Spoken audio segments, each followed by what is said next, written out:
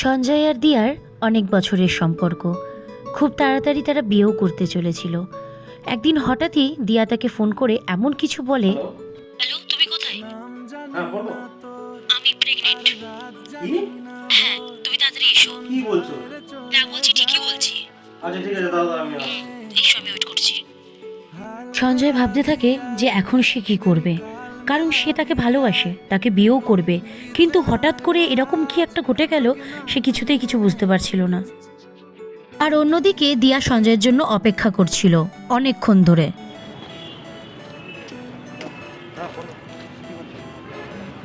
যেটা বললাম সেটাই সত্যি কথা। এবার তুমি বলো কি করবে?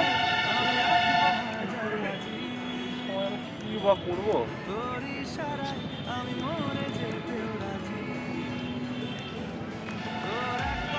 তা কি ভাবলে? কি করবো? অ্যাবর্শন করিয়ে নেবো নাকি তুমি পালিয়ে যাবে? কি সব বলছো? অ্যাবর্শন পালিয়ে যাও?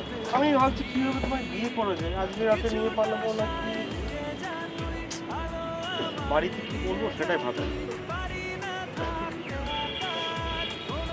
অত টেনশন করতে হবে না, আমি প্রেগনেন্ট না। মানে? এতক্ষণ আমি তোমার সাথে যেগুলো করছিলাম সেটা প্র্যাঙ্ক ছিল। আর হ্যাঁ, আমি প্রথমেই চেক করে রেখে নিয়েছিলাম যে তুমি পালিয়ে যাওয়ার মতন ছিলে না। আর যখন আমি তোমাকে ফোন করেছিলাম তখনই তুমি বলেছিলে যে ঠিক আছে আমি আসছি। প্রথমত সেখান থেকে ছেলেরা পালিয়ে যায়, তুমি যে এসেছো এটা আমার জন্য অনেক। প্র্যাঙ্ক করছি? প্র্যাঙ্ক। আর জায়গা আসলেই ভালোবাসার মানুষটিকে যাচাই করে দেখে নেওয়াটা খুবই দরকার। যার সাথে সারা জীবন থাকবে বলে পরিকল্পনা করে নাও সেই মানুষটি আসল কিনা।